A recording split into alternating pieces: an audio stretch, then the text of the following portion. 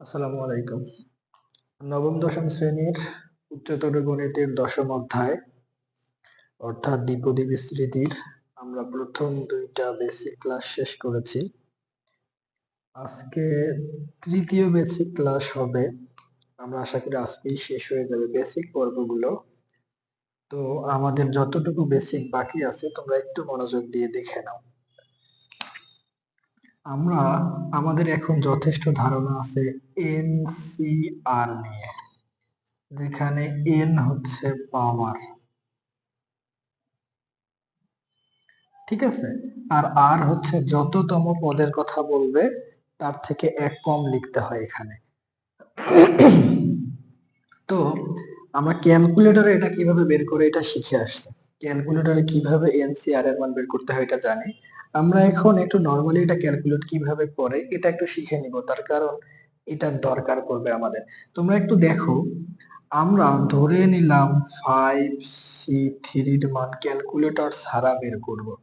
তো এটা বের করার নিয়ম 5 গুণন 4 গুণন 3, আর নিচে লিখবো 3 গুণন 2 গুণন 1। এখন এখানে প্রশ্ন হচ্ছে আমরা তিনটাই কেন নিলাম? যেহেতু এখানে 3 আছে তাই এখানে তিনটা। ধরে নাও যে 5C2 থাকতো, তাহলে এটা আমরা কি লিখতাম, এখানে লিখতাম 5, এখানে লিখতাম 4, এখানে লিখতাম 2 গুণন 1। আশা করি বুঝতে পারতেছো। আরো কয়েকটা উদাহরণ দেখো। মনে করো 5C4 যদি থাকে, তাহলে আমরা কি করতে পারবো বলো? এইখানে হবে 5 4 3 2, যেহেতু 4 আছে, একটা দুইটা তিনটা চারটা, আর এটাকে লিখতে পারবো 4 3 2 1। ঠিক আছে, তোমরা এখন কাটাকাটি করে দেখো, এইটার সাথে এটা কাটা, এটার সাথে এটা কাটা, এটার সাথে এটা কাটা, তার মানে ক্যালকুলেট করে কি থাকতেছে বলো তো 5। তুমি ক্যালকুলেটরে 5C4 দিয়ে দেখবা 5 আসবে, 5C4 দিয়ে দেখবা 5 আসবে। আশা করা যায় এতটুকু বিষয় এখন বুঝতে পারছো।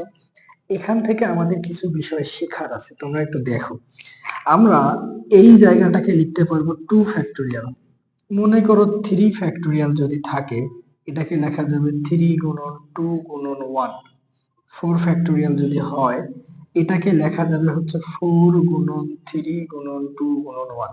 অর্থাৎ যেটার সাথে ফ্যাক্টোরিয়াল থাকবে ওইটা ওইটা থেকে শুরু করে তার আগে গুণ দিয়ে দিয়ে 1 পর্যন্ত যাব, ঠিক আছে। যদি 5 ফ্যাক্টোরিয়াল হয় তাহলে 5 গুণন 4 গুণন 3 গুণন 2 গুণন 1। এই বিষয়টা একটু তোমরা মাথায় রাখবা। তো তোমাদের যাদের এগুলো নোট করতে হবে তোমরা স্ক্রিনশট দিয়ে রাখবা এগুলা। এবার দেখো, তো এখন আমি জাস্ট একটু বলতেছি, আর একটু তোমরা একটু দেখো, আমরা কয়েকটা জিনিস কভার করব। তাহলে আমরা বুঝতে পারলাম যে 5C3 কিভাবে বের করব। এইখানে 5 গুণন 4 গুণন 3, আর এইটাকে দেখো তো 3 গুণন 2 গুণন 1 লেখা যাবে।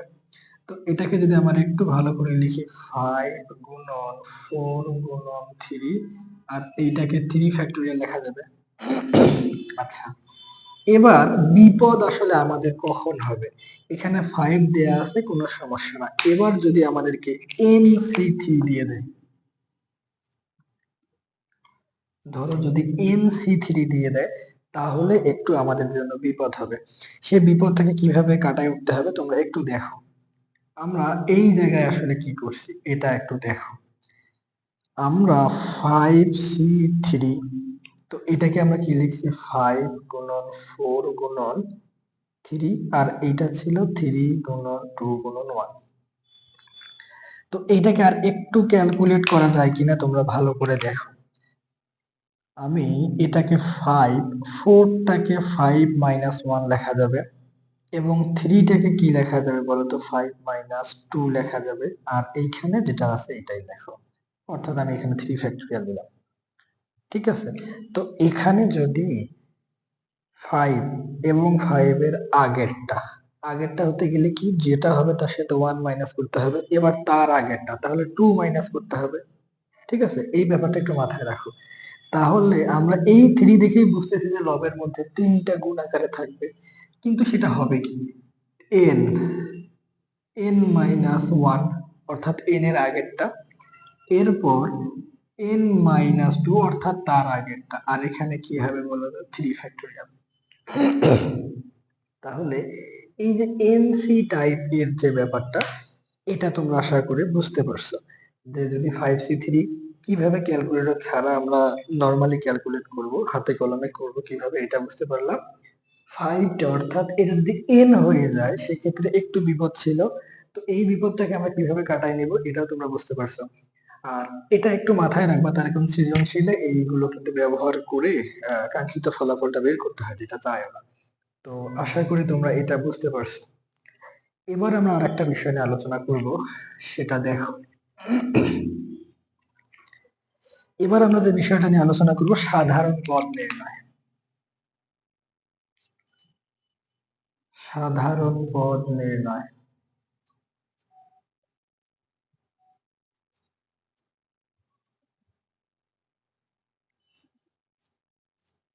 তো একটু দেখো, তোমাদের পর্ব 1 এবং 2 যারা করে আসছে তারা ভালো করেই বলতে পারবা।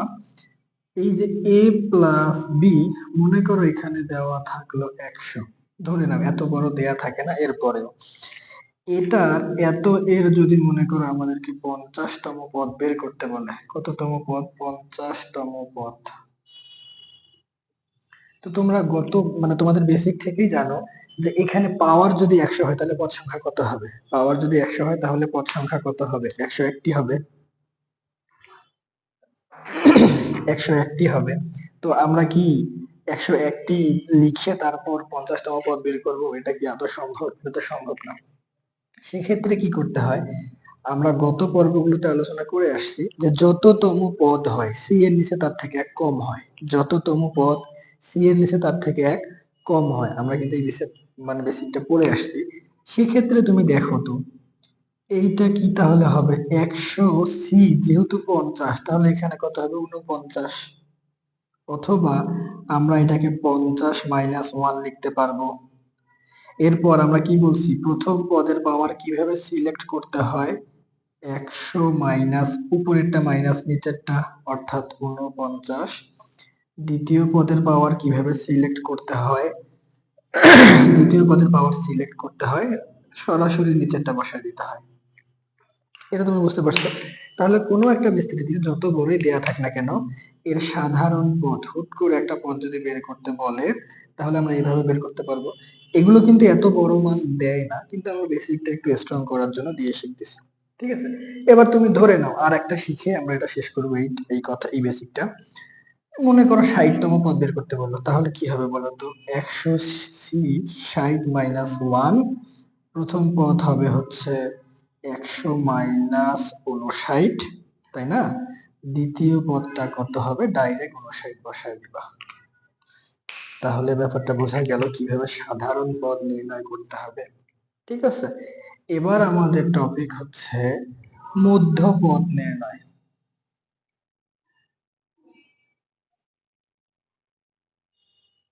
মধ্যপদ নির্ণয়।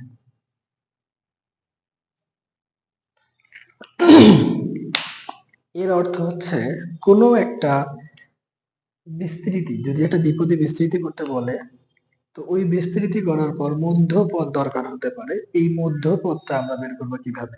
তোমরা শুনে রাখো, মধ্যপদ দুইটা ক্ষেত্রে বের হয়, মানে দুইটা সিস্টেমে বের করা যায়। একটা হচ্ছে এন এর মান যদি জোড় হয়, অর্থাৎ পাওয়ারটা যদি জোড় হয়, সেক্ষেত্রে একটা মধ্যপদ বের করার নিয়ম। এন এর মান যদি বিজোড় হয় সেক্ষেত্রে মধ্যপদের আর একটা নিয়ম। তো আমরা প্রথমে শিখবো এন যদি জোড় হয়।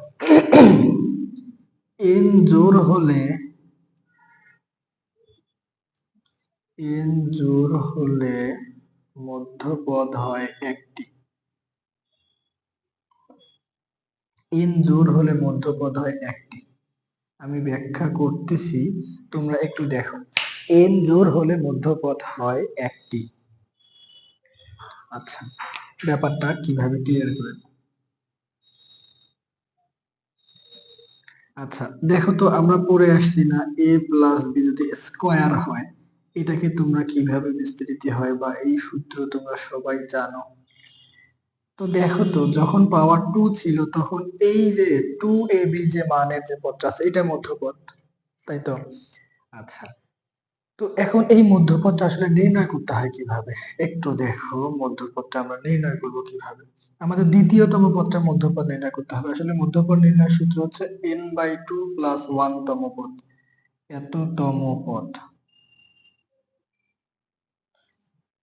এটা সূত্র যে মধ্যপদটা হবে n/2 প্লাস 1 তম পদ। এখন যদি এটা ধরো 10 আছে তাহলে 10/2 প্লাস 1 যেটা হবে সেটা। ধরো পাওয়ার হচ্ছে 20, যেমন এটাই ধরো 100 আছে। এইখানে কি করবো তাহলে এর মধ্যপদ কয়টা হবে? যেহেতু এটা জোড়, মধ্যপদ একটা হবে এবং কততম পদটা মধ্যপদ হবে? 100/2 প্লাস 1। ঠিক আছে, তাহলে 100/2 প্লাস 1 মানে কত হচ্ছে বলতো? 100/2 মানে 50 প্লাস 1 মানে 51। 51তম পদটা হবে মধ্যপদ।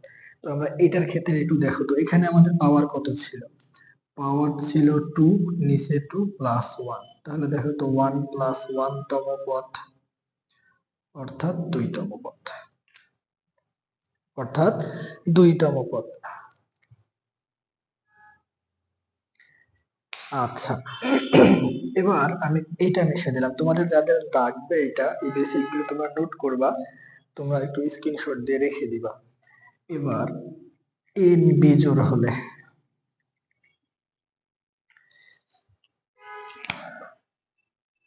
এন বিজোড় হলে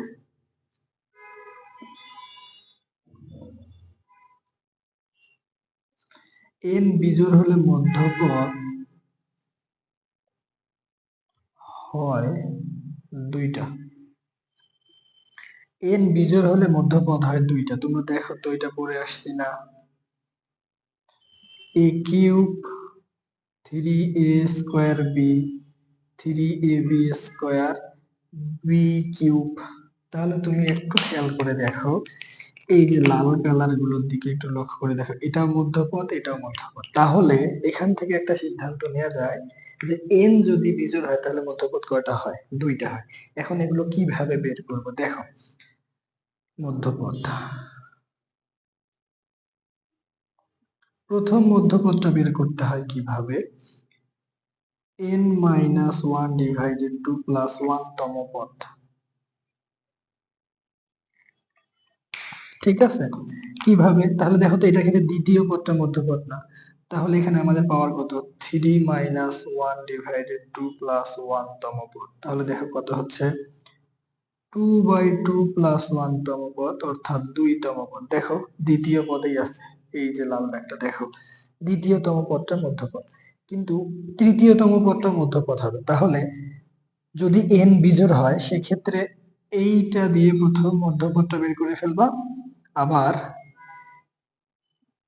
পরের মধ্যপদটা কি দিয়ে বের করবা? n+1 ডিভাইডেড 2 প্লাস 1 তম পদ। কিভাবে? আমাদের এখানে n কত? 3+1 ডিভাইডেড 2 প্লাস 1। তাহলে দেখো তো 4/2 প্লাস 1 তম পদ, তাহলে কত হচ্ছে?